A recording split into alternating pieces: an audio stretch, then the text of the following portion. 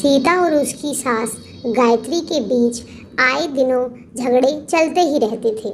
बहू, ओ बहू, अरे मेरे लिए चाय बना दे। सीता चाय लेकर आती है। ये लीजिए, आपको कुछ और चाहिए? अरे नहीं बहुरिया, मुझे तो बस चाय ही चाहिए थी। जा तू अपना और काम दे। चाय पीने के बाद गायत्री फिर से अपनी बहू को आवाज लगाती, बहुरिया, ओ बहुरिया, अरे मेरे लिए ढोकला तो बना दे, कुछ नमकीन खाने का मन कर रहा है। इसी तरह गायत्री सीता को रसोई से बाहर ही नहीं आने देती। उसे कोई ना कोई काम बताकर 24 घंटे उसको रसोई में ही रहने देती। कभी चाय, कभी ढोकला, कभी दूध, कभी पानी।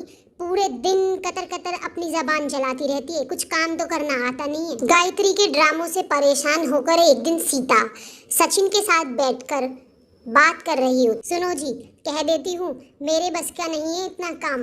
इनकी तो फरमाइशें चलती ही रहती है। बहू कभी ये कर दे, बहू कभी वो कर दे। अरे पगली, माँ खाने की शौकीन है, इसीलिए वो तुझसे कहती रहती है कि कभी ये ले आ, कभी वो ले आ। उसकी बस का नहीं है काम इस उम्र में, तो और क्या करेगी? तुझसे नहीं कहेगी तो और किससे कहेगी?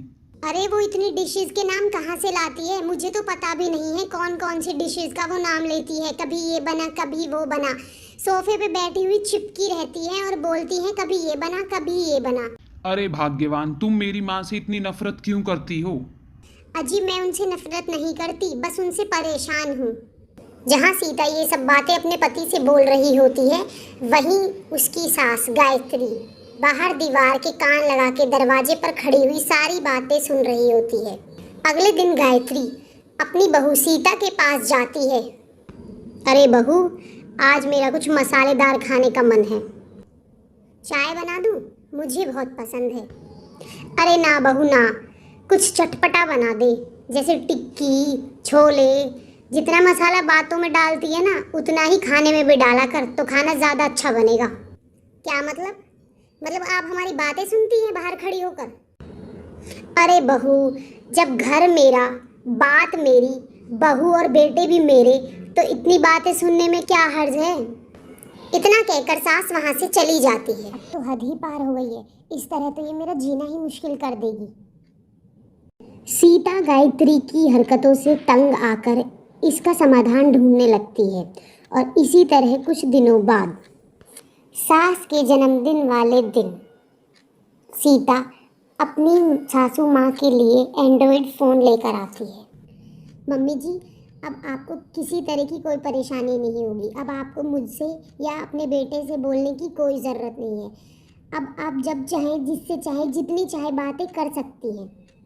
मोबाइल को देख गायत्री बहुत खुश होती है, लेकिन उसे साइड में रख देती है क्योंकि उसका इस्तेमाल करना तो उसे आता ही नहीं है। सीता घर का सारा काम निपटाने के बाद अपनी सास गायत्री के साथ बैठकर उसे फ़ोन का इस्तेमाल करना सिखा देती है, जिसके बाद अब गायत्री पूरे दिन फ़ोन में ही लगी रहती है। हाय, घर में कितनी शांति है।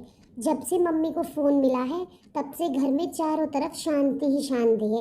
इसी तरह शांति बनी रहेगी तो मैं भी अपनी ज़िंदगी अच्छे से काट लूँगी। अब सीता पहले के मुकाबले बहुत अच्छे से रहने लगती है। वो जब चाहे खाना बनाए, जब चाहे रिलैक्स करे। अरे क्या बात है भाग्यवान, आजकल तो बड़ी चहक रही हो। अरे मम्मी जी से छुटकारा जो मिला है, अब ना छुप छुप के बातें सुनना और ना फरमाइशें करना। अच्छा अच्छा, तो मोबाइल गिफ्ट करने की यही स्कीम थी। इस तरह ही कुछ दिन बीतते हैं और फ़ोन पे लगी हुई सास अब अपनी बहू से फरमाइशों के लिए नहीं, सवालों के लिए आवाज़ें लगाना शुरू कर देती है। अरे बहू देख, किसी का फ़ोन क्यों नहीं मिल रहा? हो सकता है मम्मी जी रिचार्ज ख़त्म हो गया हो, लेकिन अभी 4 दिन पहले ही तो मैंने रिचार्ज करवाया था। इतनी जल्दी कैसे ख़त्म हो सकता है? अरे बहू, वो मैंने कल तेरी इटली वाली बुआ को फ़ोन लगाया था ना, तो हो सकता है शायद इसलिए ख़त्म हो गए हों। क्या? इतना महंगा तो मोबाइल भी नहीं है जितना महंगा इसका बिल आ रहा है। इसके बाद तो जैसे सीता के 24 घंटे में से 20 घंटे केवल अपनी सास की ही दिक्कतों का हल ढूंढने में चले जाते।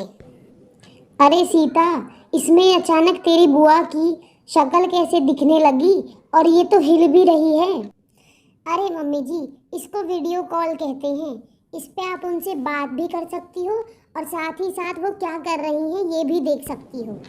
अरे बहू, तूने मुझे ये पहले क्यों नहीं बताया? अरे मम्मी जी, अब तो बता दिया ना। लेकिन इसी बीच सचिन भी वहां आ जाता है और सास अपने वीडियो कॉल में फिर से बिजी हो जाती है।